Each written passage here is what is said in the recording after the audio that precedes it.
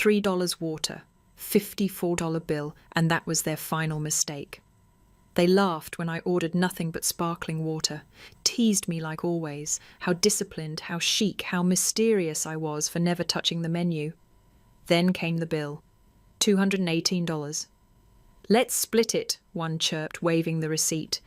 That made my share $54 for a $3 drink. My stomach twisted, but I smiled. That moment, when their laughter turned to pressure, was the moment something in me snapped. Not in rage, in clarity. I wasn't their friend, I was their ATM. But not anymore. They thought they humiliated me. Instead, they triggered the most powerful transformation of my life. I never meant to become invisible, but somewhere between smiling through gourmet dinners I couldn't afford and pretending that drinking water was a dietary choice, I disappeared into the background of my own life. My name is Rachel Monroe. I'm 39. I work as an administrative assistant for a mid-sized law firm in Seattle. I live alone in a one-bedroom apartment that's clean, small, and mine. After rent, utilities, and my student loan payment, there's usually just enough left for groceries, bus fare, and a Netflix subscription I keep forgetting to cancel. I don't complain. I've survived worse. The worst, actually, was 3 years ago. A divorce that drained my savings, my self-esteem, and any illusion that love always meant loyalty. That was the last time I allowed someone to take from me without asking, or so I thought. Then came Tina, Bianca, and Lena. I met them at work. They were stylish, smart, loud, in a way that made people look not in annoyance, but admiration. They had the kind of casual elegance I once imagined I'd grow into. Instead, I shrank next to them. But they invited me in anyway. Happy hours, brunches, spontaneous midweek dinners at rooftop bistros. Girls' night, they called it, like it was some sacred rite of friendship. I was flattered, grateful even. But early on, I noticed something. They ordered everything. Wine flights, hand-cut truffle fries, seared scallops on beds of something I couldn't pronounce. I'd sit quietly scanning the menu for the cheapest side dish before closing it all together. "Not really hungry tonight," I'd say with a smile, "still full from lunch." Or, trying that intermittent fasting trend, it became a joke to them. Rachel and her eternal fasts, Tina once laughed, sipping a $19 lavender martini. Every time, the same ending. The bill would come, someone would skim it, and someone else would chirp, "Let's just split it evenly, yeah?" Heads would nod, cards would slide across the table, my throat would tighten, but I'd nod too, and pay. At first, I rationalized it. They invited me in. Maybe this was the cost of belonging, maybe someday when I made more money, I'd remember these nights fondly, but someday never came. And every Friday I watched my bank account bleed so they could toast their promotions, their travel stories, their new relationships, their lives bursting with abundance. They knew my salary, knew I lived alone, carried debt, rarely travelled. They called me strong for staying afloat. But strength, I learned, is quiet. It doesn't always look like holding up the weight of others' indulgences. They never offered to cover me, never suggested I pay less. They just smiled and clinked glasses and assumed I'd play along. And I did, for months. Until the night at the Olive and the Anchor, when a single sparkling water cost me $3 and gave me back my voice. The Olive and the Anchor was the kind of place that made you feel underdressed, even when you wore your best. Edison bulbs glowed like golden orbs above reclaimed wood tables. Waiters moved like shadows, silent, efficient, invisible unless summoned. The menu was printed in minimalist font, no dollar signs, just ingredients arranged like poetry. Truffle, bone marrow, seafoam. We were celebrating Bianca's recent bonus. She closed a high-profile case, and her boss gifted her a designer handbag. She wore it proudly, swinging it from her chair like a badge of superiority. I had eaten a microwaved burrito at my desk an hour earlier. As we sat down, they immediately began ordering. Tina called for the imported wine. Bianca wanted the Wagyu sliders just to start. Lena ordered oysters, because why not? I flipped through the menu, eyes darting past the prices. My stomach coiled. The cheapest item was a side salad for $17. Sparkling water was $3.50. I took a deep breath, closed the menu, and leaned back. "I think I'll just have water tonight," I said lightly. "Not super hungry." Cue the laughter. "Rachel, you and these diet phases," Lena teased. "You're gonna vanish." "I swear, you survive on air and ambition," Bianca added. Tina raised a brow. "Or maybe it's another one of her cleanse weeks." They laughed like it was our inside joke, like my silence was a choice we all agreed on. They didn't see the way my fingers clutched the edge of the table, or how my cheeks burned, not with shame, but with the boiling pressure of years of quiet. The waiter came. They rattled off their orders with the ease of practiced luxury. I asked for sparkling water with lime. He raised an eyebrow. I nodded. That's all. More laughter. I sat through that dinner like a ghost, smiling, nodding, pretending to listen while my thoughts raced. The bill would be over $200 again. I'd pay $50 for water and the privilege of being tolerated. Then Bianca leaned in, holding her wine glass like a trophy. "You know what I admire about you, Rachel," she said, voice dripping with feigned sincerity. "You never need anything. You're just content. It's kind of zen." Zen, as if not affording food was a spiritual lifestyle. The desserts came. They moaned over molten chocolate and artisanal gelato, nudging me. "Try a bite, Rachel. One bite won't kill your cleanse." I smiled and declined again. And then, as predicted, the check arrived. Tina reached for it. Her manicured nails skimmed the leather folder. $210, she announced. "So that's $54.50 each." Three faces turned toward me in synchronized expectation. And for the first time, I didn't smile. I didn't pretend. I simply said, "No." The word left my mouth before I had time to second-guess it. No. It was quiet, firm, not loud, but it sliced through the room like a dropped wine glass. The clink of silverware at surrounding tables didn't stop, but I felt everything freeze around our little corner of curated elegance. Lena blinked. "No? What?" I looked straight at her. "No, I'm not splitting the bill. I only had water." Silence. Confused, offended silence. Tina was the first to react. She set down her spoon slowly, like she was staging a drama. "Rachel, we always split. It's just easier." "Easier for who?" I asked, heart pounding but voice steady. "Because for me, it's expensive, unfair." Bianca leaned forward, her smile tight. "Come on, Rachel, it's not a big deal. We've been doing this for months." "Yes," I said, "and for months I've paid for wine I didn't drink, meals I didn't eat, desserts I couldn't afford. You knew that. You joked about my cleanses while I quietly footed part of your bill." Their expressions changed in subtle waves, disbelief, then annoyance, and finally something colder, dismissal. "Rachel," Lena said, her voice suddenly patronizing. "You enjoyed the night, didn't you? The company, the ambience.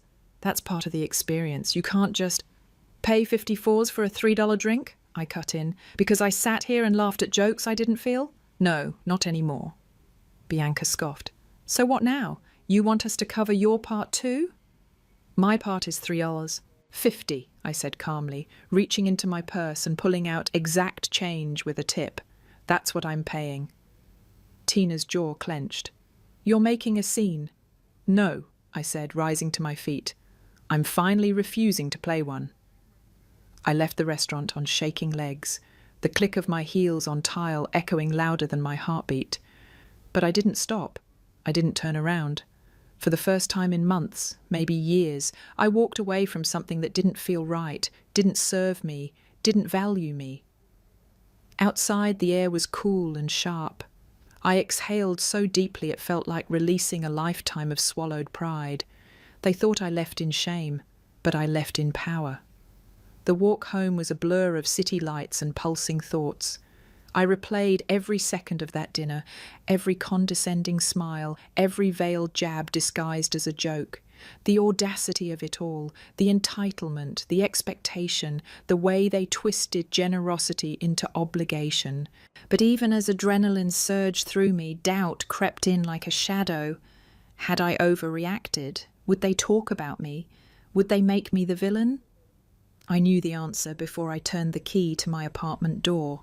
By the time I sat down on my couch, phone buzzing non-stop in my purse, the damage was already underway. Tina had texted first. Tina: "Wow, that was super immature, Rachel. Could have talked it out." Then Bianca: "Bianca, you embarrassed us. Seriously, over a few bucks. Pathetic." And finally, Lena: "Lena, not cool. Don't expect to be invited again." I stared at the screen, a slow breath filling my lungs. They were rewriting the story in real time. No mention of the months I quietly overpaid, no acknowledgement of my restraint. Just outrage. Because I had disrupted their pattern, because I had finally said the word they never expected to hear, no. The next morning at work, the whispers started. I walked into the break room and felt it instantly, the silence, the half-finished conversations, the stiff nods. They'd gotten to people, told their version first, that I'd stormed out, that I made a scene over a shared bill, that I'd been riding along on their generosity all along. By noon, I felt the sting of isolation. Emails went unanswered longer than usual. Lunch plans happened without me. I was being edged out. It hurt more than I thought it would. But then Carla from HR approached me at the copier. "Rachel," she said, lowering her voice, "I heard what happened last night. You okay?" I blinked. "I guess so. Depends on what you heard." She tilted her head. "That you refused to pay your share at dinner." I almost laughed. "That's one version. Want to hear mine?" She nodded, and for the first time I told the truth. All of it. The water, the mockery, the months of quiet compliance, and the final straw. When I finished, she looked stunned. "Wow," she said. "That's really messed up. Yeah, you did the right thing." I didn't know if that was true yet, but it felt like the first brick in a new foundation, one built not on fake friendships or financial guilt, but on truth. By Thursday, the office was a battlefield fought in smiles and silence. My former friends, now self-appointed victims, were executing their campaign with precision. Sarah's voice rang a little louder in the break room.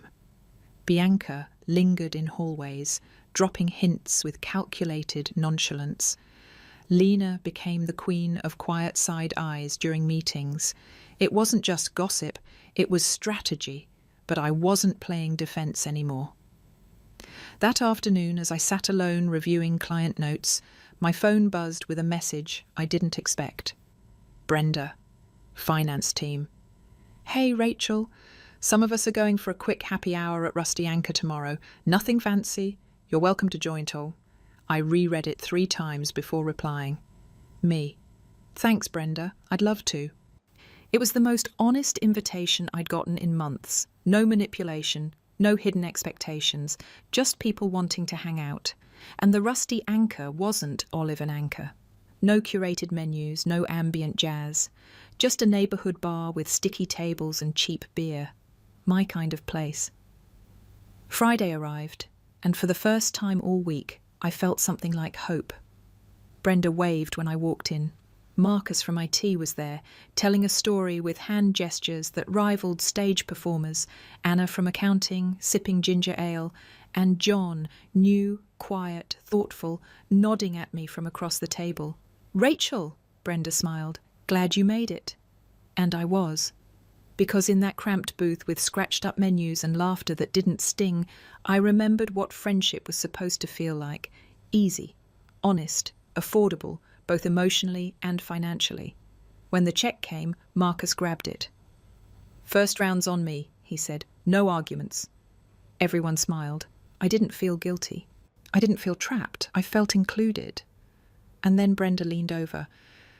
"Listen, I hope it's not weird to bring this up, but I heard what happened last week, and honestly, you were right.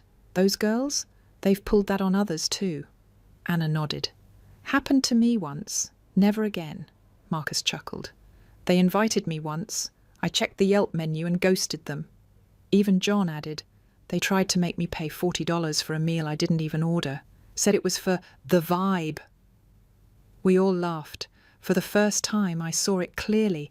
I wasn't crazy. I wasn't alone. They had been playing this game for a while. I was just the first one to flip the board. I went home that night feeling lighter than I had in months, and I slept soundly, not as someone who had been excluded, but as someone who had finally walked away. I played my part to perfection. All week I sent excited texts to the group chat. Can't wait for Saturday. And got some great deals on the drinks. You'll love the variety. I even asked if anyone had preferences for wine or soda. Sarah responded with a champagne emoji. I replied with a thumbs up and a smiley face. Let them think I was back in their web. Saturday arrived, and I packed my car with everything I'd bought. Off-brand sodas, discount wine, bulk beer, and 5-gallon jugs of water. It looked generous, but it cost less than a single bottle of the wine they used to order at Olive and Anchor. The irony was delicious. Their barbecue was everything I expected. Matching platters, Instagram-worthy charcuterie, background jazz, even monogrammed napkins. Sarah greeted me in a summer dress that could have paid my rent for 2 weeks. Rachel, wow, you really brought a lot. Of course, I said, smiling sweetly. Wouldn't miss it. Lena and Bianca helped unload the drinks, nodding approvingly. Very organised, Bianca said. Looks like you've done this before. I grinned. Just trying to be helpful. People mingled. Laughter echoed. The grill smoked like a magazine ad for a perfect summer afternoon. But I kept my eyes open. I wasn't just here to serve drinks. I was here to listen. At around 4 p.m, I went to grab my phone from the car and took the side entrance back through the kitchen. That's when I heard it. Sarah's voice, muffled through the laundry room door. She actually showed up, she was saying, with the cheapest drinks she could find. Can you believe it? Lena snickered. It's her way of trying to be part of the group, budget style. She thinks effort makes up for taste, Bianca chimed in. I bet she spent maybe $50 total. My chest tightened, but I didn't move. Sarah's cousin hesitated. But didn't you say she didn't have a lot of money? Maybe that's what she could manage. Oh, please, Sarah scoffed. If she wants to hang with us, she needs to play at our level. I slipped out before they saw me and returned to the yard with a frozen smile. They toasted my drinks. They took selfies holding cups I'd paid for. They asked me to adjust the cooler placement for the aesthetic. I did it all, pretending not to know that behind the veneer of friendship, I was still the joke. But now I knew something they didn't. They weren't in control anymore. And this party, it wasn't my comeback. It was just my setup. The cake was cut, candles blown, and the chorus of Happy Birthday still echoed in the air when the check arrived. $1,500, neatly placed in a leather folder like a final twist of the knife. Sarah, still glowing in her couture dress, picked it up with a graceful smile that quickly faltered. Oh, she murmured, brows lifting. Bianca leaned over. How much? 1,500? Sarah replied, trying to mask the tremble in her voice. So, about $125 each? That's when I stood. The chair made a soft scraping sound, but in my head it might as well have been a thunderclap. I need to head out, I said, slipping my purse over my shoulder. Early morning tomorrow. Sarah blinked. Wait, what? I only had a Caesar salad and water, I said, placing a crisp $20 bill on the table. More than enough to cover my part, with tip. Bianca froze. Lena's mouth opened slightly, but no words came. I looked directly at Sarah. And since I already paid for all the decor and the cake myself, I think I've contributed plenty tonight. The silence was thick, not awkward, exposing. You organised everything, Lena said, half laughing. You can't just leave. I organised. I paid. I stayed through cake and photos. That's more than fair. But we're splitting the meal, Sarah said tightly, like always. No, I said softly, not like always, not anymore. I smiled, then walked out of that marble and gold restaurant without another word, my heels clicking like punctuation marks. When the door closed behind me, I exhaled, not relief, but triumph. For the first time, they were the ones scrambling. In the car, my phone lit up with calls and messages. Bianca, come back. You can't leave like this. Lena, we're sitting here with the check. What are we supposed to do? Sarah, after everything we did for you? I let the messages pile up. Then I replied with a single group text. Me. I paid $240 for the cake and decorations and $20 for my food. That's my share. Enjoy the rest of your night. The typing bubbles came and went, accusations, deflections, thinly veiled insults. But it didn't matter anymore, because they had tried to trap me, again. Only this time I saw the trap coming and left them holding the check. By Friday, the whispers were louder than ever. They were no longer just distorting the truth, they were rewriting it completely. According to Sarah's version, I'd orchestrated the party just to humiliate her, stormed out in a scene and stuck everyone else with the bill. She even claimed I refused to pay anything, not even for my own food.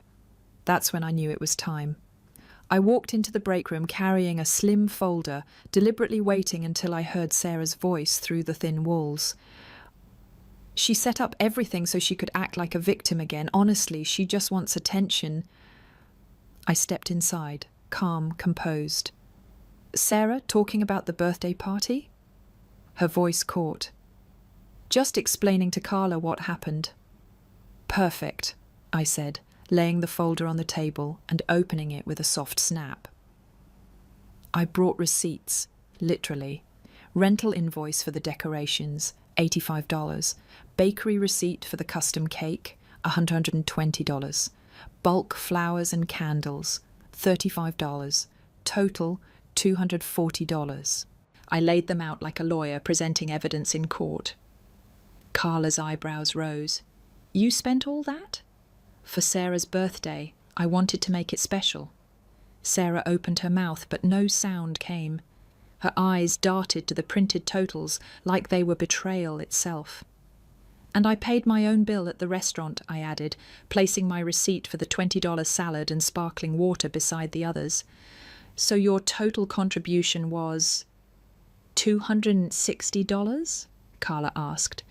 Yes, I said, which is why I didn't feel comfortable being asked to pay an extra $125 for other people's dinners. The room was still. Bianca, who'd just walked in with her coffee, froze mid-step. Marina from payroll stood near the microwave, clearly listening. The silence hung for a beat too long before Carla broke it. Well, she said slowly, that sounds incredibly reasonable. Sarah looked like she might implode. I didn't need to say anything else. I simply packed up the folder, smiled, and walked out. That moment changed everything. The story spread fast, not from my mouth, but from the people who witnessed it. By the afternoon, even the senior exec assistant was murmuring $240, and they still wanted her to pay more. The tide had turned. By Monday, the office knew the truth. My reputation, once under siege, was now defended by the power of documented facts. And for the first time, they were the ones being side-eyed in the break room. The following Monday, something was different. The chill that used to greet me each morning, sideways glances, the fake smiles, had thawed. People nodded genuinely. Some stopped to say hello. Marina even asked if I could help her niece plan a graduation party. Word had spread. The truth had reached the light. But more importantly, I had changed. I no longer walked into work with a quiet prayer that no one would embarrass me. Now I walked with purpose, with pride. And that energy, people noticed. I was on my way back from the copy machine when I ran into Carla from HR. Emma, she said, a little out of breath. Quick question. How would you feel about organising the company's year-end celebration? I blinked. Like, the whole thing? She nodded. We've been talking, and honestly, everyone's still raving about how you organised Sarah's birthday. Management was impressed. We'd pay you, of course, as a freelancer. I almost dropped the papers in my hands. I'd be honoured, I said, trying to keep my voice even. Great, Carla beamed. Let's meet this afternoon. It's a big one. 200 people. I floated back to my desk, adrenaline buzzing. 200 people. A real budget, a real opportunity, the kind of gig that could launch something bigger, something permanent. That afternoon, I sat in the conference room going over ideas, timelines, and potential vendors. Carla took notes while the finance director nodded along. "You've got a great head for this," he said. "Ever thought of making this a full-time thing?" I smiled. "Actually, I have." I left the meeting with a signed contract and a 4-figure deposit in my bank account, and when I passed Sarah's desk on the way back to mine, she looked up. No glare, no smirk, just a single nod of acknowledgement, respect. Later that evening, I sat in my tiny apartment, sketching mood boards and browsing rental catalogues. I opened a fresh notebook and wrote across the top, "Lunar Events," named after the cafe where I'd first met Marcus, Brenda, Anna, and John, my real friends, the ones who never asked me to split bills I couldn't afford, the ones who saw me, respected me, and, when needed, stood up for me. This wasn't just revenge, it was rebirth, and I was only getting started. The year-end party was a triumph. Everything from the string lights to the personalised gift bags screamed elegance on a budget. People whispered compliments all night. "Did you see the dessert table?" Emma really outdid herself. Even the CEO stopped me mid-bite of bruschetta to say, "We've never had a party like this. You have a gift." And just like that, my reputation soared, not as the girl who refused to split a bill, but as the woman who built something from scratch, with dignity and grit. Ironically, Sarah, Bianca, and Lena were also at the party. They moved through the room like ghosts, present but fading. Occasionally they tried to play it cool, waving when we made eye contact, tossing fake smiles my way. I returned them, but only out of courtesy. I didn't need their validation anymore. Near the end of the night, Amanda approached me by the dessert bar, holding a glass of Prosecco. "Emma," she began, cautious, "this party is incredible, really." "Thank you," I said. "I'm glad you're enjoying it." She hesitated, biting her lip. "We've been talking, the girls and I. We wondered if maybe we could clear the air sometime, just the 4 of us." I tilted my head. "Clear the air? Go back to how things were." I looked at her, really looked. And for the first time, I didn't feel small in their shadow. I felt grounded, unmoved. "Do you really think," I asked, "that after I spent $240 on Sarah's birthday, paid my own tab, and still got villainized, that I overreacted?" Amanda fidgeted. "I mean, maybe it was a little unfair." I raised an eyebrow. "A little?" She sighed. "Okay, it was unfair. But maybe you also kind of overreacted?" I almost laughed. Even now, with the truth laid bare, they couldn't take full responsibility. Even now, they clung to the idea that I had somehow ruined their perfect world by refusing to be exploited.